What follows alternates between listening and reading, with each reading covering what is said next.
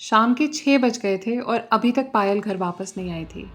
वैसे तो पायल कहीं भी जाने से पहले अपने पिता नंदलाल को बता के जाती थी कि वो कब तक वापस आएगी, लेकिन आज बार बार फ़ोन करने पर भी पायल का कोई पता नहीं चल पा रहा था। पायल एक जॉब के सिलसिले में किसी जानकार से मिलने गई थी और उस जानकार का एड्रेस था house number D5, sector 31, Nithari गांव, नोएडा।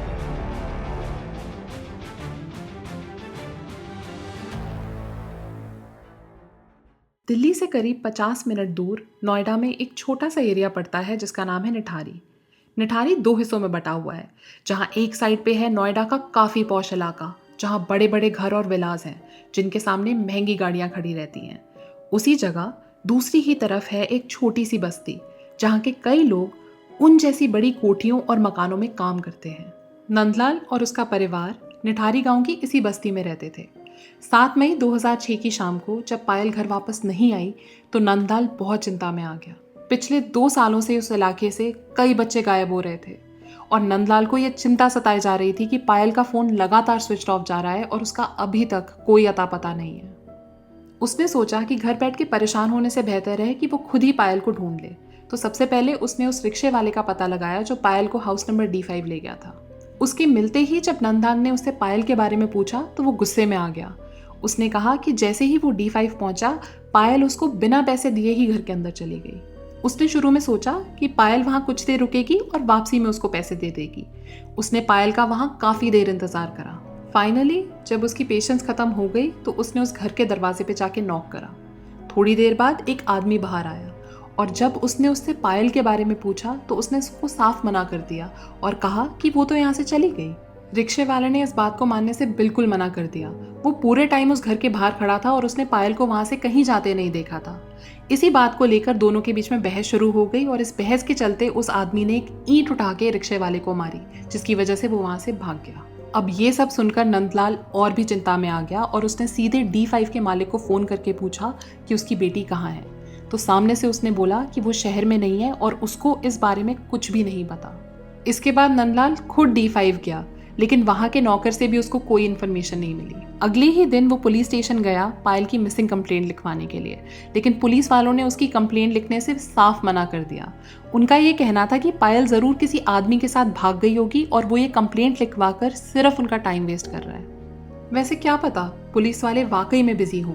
पिछले 2 सालों में निठारी गांव के 30 से ज्यादा बच्चों को ढूंढने में जो मिसिंग थे, लेकिन ये तो हो ही नहीं सकता क्योंकि पुलिस वालों ने उनकी भी कंप्लेंट नहीं लिखी थी। उन 30 बच्चों में एक लड़की थी 15 साल की रिम्पा हलदार, जो पायल के जैसे ही अपने घर के पास से गायब हुई थी। इस इंसिडेंट के कुछ टाइम बाद उसी बस्ती के कुछ बच्चे क्रिकेट खेल रहे थे और उनकी बॉल हाउस नंबर D5 के पीछे एक नाले में जा गिरी। उस नाले में उनको बॉल तो नहीं मिली, पर एक थैली में लिपटा बच्चे का कटा हुआ हाथ मिला। पुलिस जब वहां पर आई तो उन्होंने उस हाथ को एक जानवर का हाथ बता के मामले को रफा दफा कर दिया। मैं आप सब लोगों को ये बातें इसलिए बता रही हूँ क्योंकि आप सबका ये जानना ज़रूरी है कि पायल का मिसिंग होना कोई पहला केस नहीं था। पिछले कई सालों से बच्चे और लड़कियां गायब हो रहे थे, लेकिन पुलिस इनकी ना ही कंप्लेंट्स ले रही थी, ना ही उन पे कोई कार्यवाही कर रही थी। क्या पुलिस वालों को कोई पैसे खिला रहा था, या क्या पुलिस उन गरीब माँ बाप के बच्चों को ढूंढने में मेहनत नहीं करना चाहती थी? चलिए आगे जानते हैं। खैर, उस दिन पायल की कोई मिसिंग कंप्लेंट दर्ज नहीं हुई और निराश होकर नंदलाल अपने घर वापस आ गया। लेकिन अगले ही दिन वो हाउस नंबर D5 गया, जहां उसकी मुलाकात हुई 55 साल के मुनिंदर सिंह पंडेर से, जो उस घर का मालिक था। मुनिंदर चंडीगढ़ का रहने वाला एक बड़ा इंडस्ट्रियलिस्ट था। उसने अपनी स्कूलिंग शिमला के एक बोर्डिंग स्कूल में पूरी करी थी और ग्रेजुएशन दिल्ली यूनिवर्सिटी के एक प्रेस्टीजियस कॉलेज सेंट स्टीफन से करी थी। उसको लग्जूरियस लाइफ जीने का शौक था और वो अपने फ्री टाइम में गोल्फ भी खेलता था। वैसे तो उसकी शादी कई साल पहले हो गई थी, लेकिन उसकी बीवी और बेटा चंडीगढ़ में उसके फैमिली होम में रहते थे और वो हाउस नंबर D5 निठारी में रहता था, जहाँ पे उसके पास एक नौकर था जिसका नाम था सुरिंदर कोहली। सुरिंदर कोहली वही आदमी है जिसने उस रिक्शे वाले को अपने घर से भगाने के लिए ईंट फेंक के मारने की कोशिश करी थी। सुरिंदर ने बचपन में अपनी पढ़ाई पूरी नहीं करी थी। लगभग 6th क्लास से ही उसने स्कूल जाना छोड़ दिया था। वो नोएडा आने से पहले और जॉब्स करता था, जैसे एनिमल स्किनिंग और किसी ढाबे में बर्तन धोने का। 1998 में उसके घर वालों ने उसकी शादी करा दी थी और उसके 2 बच्चे भी थे। उसकी फैमिली गांव में ही रहती थी। शादी के बाद वो अकेला नोएडा आ गया था और कुछ टाइम एक रिटायर्ड आर्मी ऑफिसर के घर में कुक की नौकरी करके वो मुनिंदर के यहाँ काम करने लग गया था। मुनिंदर का घर 2 मंजिला था और वो अपने घर के ग्राउंड फ्लोर पे रहता था और सुरेंदर का कमरा फर्स्ट फ्लोर पे था। नंदलाल को उस दिन अपनी बेटी के बारे में कोई भी इन्फॉर्मेशन नहीं मिली, लेकिन उसने ठान लिया कि वो अपनी बेटी को ढूंढ कर ही रहेगा। उसने 1 महीने तक लगातार पुलिस स्टेशन और हाउस नंबर D5 के चक्कर काटे, लेकिन जब उसको कोई भी जानकारी नहीं मिली तो वो थक हार के नोएडा पुलिस के SSP के पास चला गया। तब जाकर नोएडा पुलिस ने उसकी FIR दर्ज करी। पुलिस ने अब इन्वेस्टिगेशन शुरू कर दी और नंदलाल के कहने पर उन्होंने मुनिंदर और सुरेंदर को क्वेश्चनिंग के लिए बुला लिया, लेकिन पुलिस को उन दोनों के खिलाफ कोई भी एविडेंस नहीं मिला। ऊपर से मुनिंदर के पास एलिबाई थी कि वो तो शहर में ही नहीं था जब पायल वहां आई थी। अब जो रिम्पा हलदार की बात मैंने पहले करी थी, वो असल में मुनिंदर के घर में ही काम करती थी और वो उसी दौरान गायब हुई थी। इस वजह से नंदलाल और रिम्पा के पिता को ये यकीन हो गया था कि उन दोनों की बेटियों के गायब होने में एक ही चीज कॉमन थी और वो थी हाउस नंबर D5। पुलिस की नाकाम इन्वेस्टिगेशन की वजह से नंदलाल कोर्ट से मदद मांगने गया। उसी साल अक्टूबर में उसको फर्दर इन्वेस्टिगेशन की परमिशन मिली और तब जाके नोएडा पुलिस ने उस घर और उसके आसपास के एरियाज की पूरी तरीके से छानबीन करनी शुरू करी। इसी दौरान पायल के मोबाइल फ़ोन की लोकेशन ट्रैक हो गई थी और इस वजह से पुलिस वालों को ये पता चल गया था कि जिस टाइम पायल गायब हुई थी उसका मोबाइल फ़ोन सुरेंदर कोहली के पास ही था। पुलिस ने 26 दिसंबर को मुनिंदर को फर्दर क्वेश्चनिंग के लिए अरेस्ट कर लिया। वैसे अरेस्ट तो वो सुरेंदर को भी करना चाहते थे, लेकिन वो उस टाइम पे अपने गांव चला गया था। मुनिंदर के ही ड्राइवर को भेज के पुलिस वालों ने सुरेंदर को निठारी बुला लिया।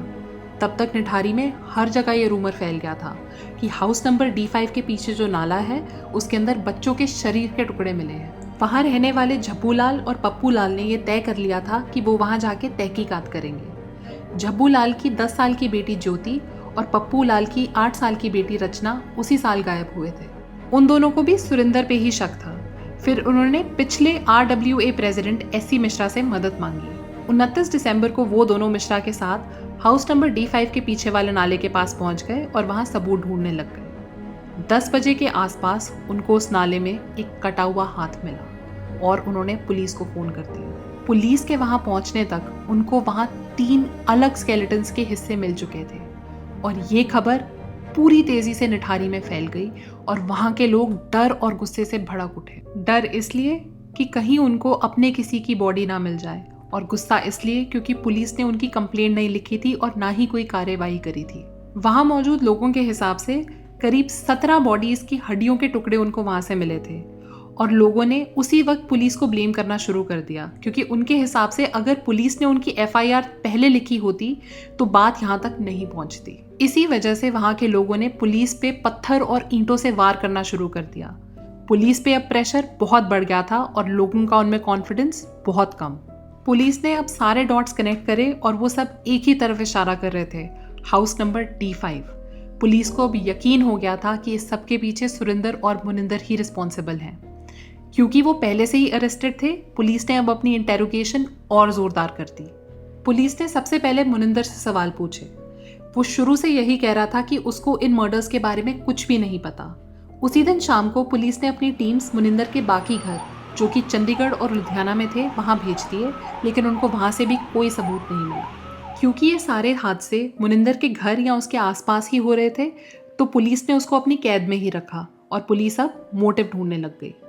एक थ्योरी ये थी कि मुनिंदर के कहने पे सुरेंदर उन बच्चों को बहला फुसलाकर उनके घर लाता था, उसके बाद उनको मार के वो उनके ऑर्गन्स को बेच देते थे, लेकिन इसका कोई प्रूफ पुलिस को वहां से नहीं मिला। दूसरी थ्योरी ये थी कि ये दोनों मिलकर चाइल्ड ट्रैफिकिंग और रैकेट चलाते हैं।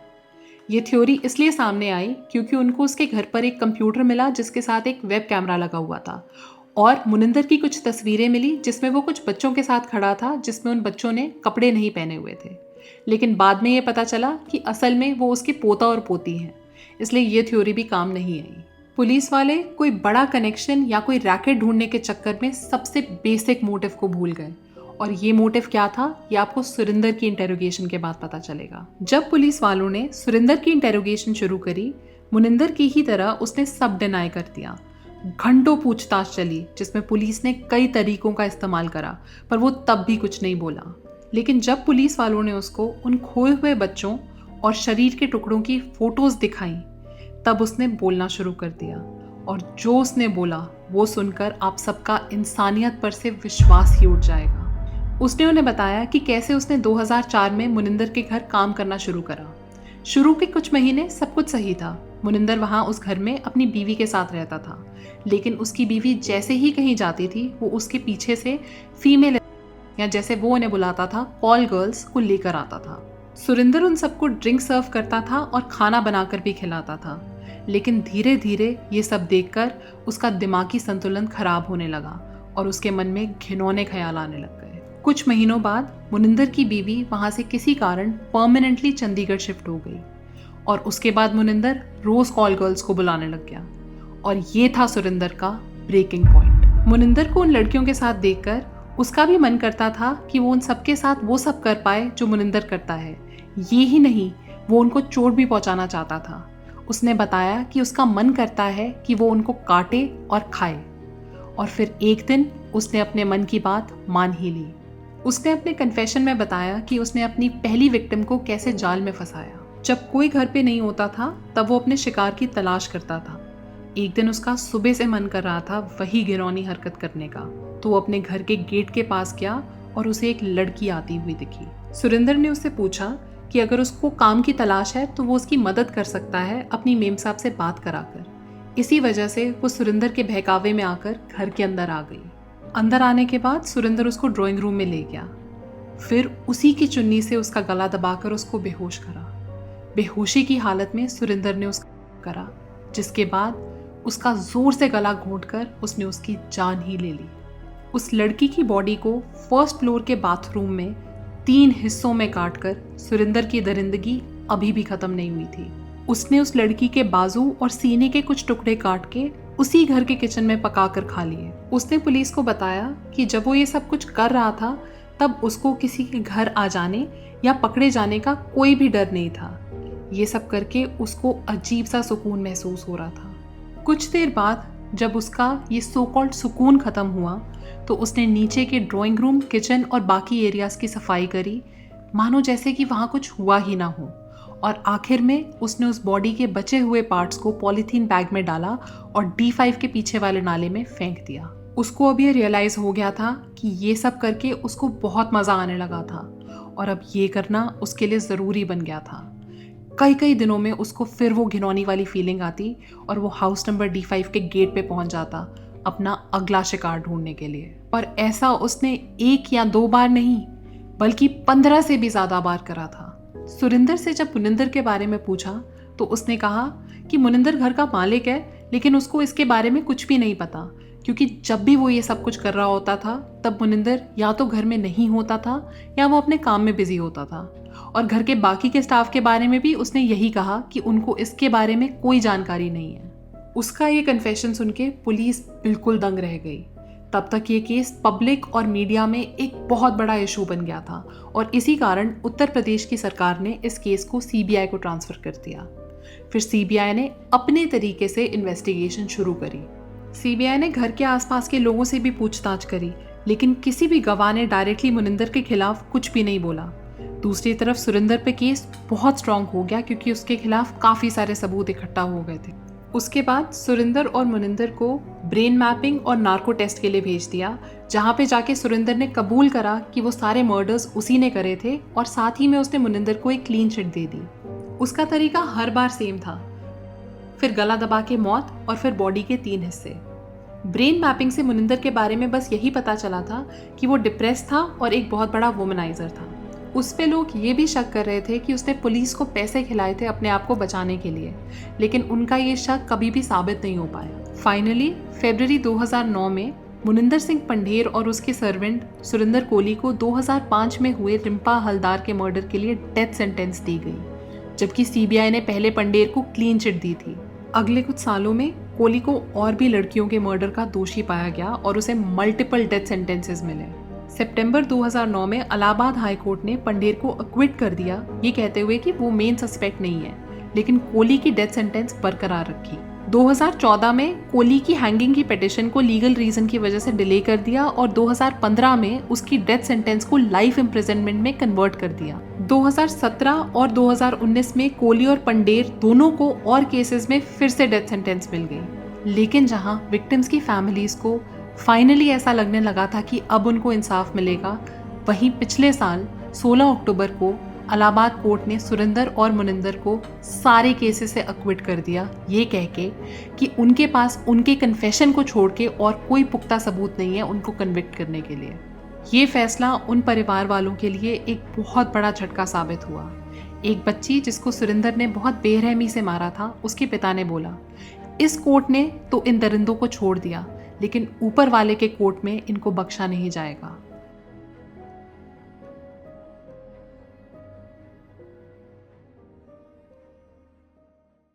अगर आप सबके पास इस केस से रिलेटेड कोई और इन्फॉर्मेशन है तो हमें कमेंट्स में बताइए। अगर आपको ये वीडियो अच्छी लगी है तो इसे लाइक और शेयर करिए। ऐसी और कहानियाँ सुनने के लिए हमारे चैनल को सब्सक्राइब करिए। मिलते हैं अगली क्राइम कहानी में। Till then, if you see something, say something.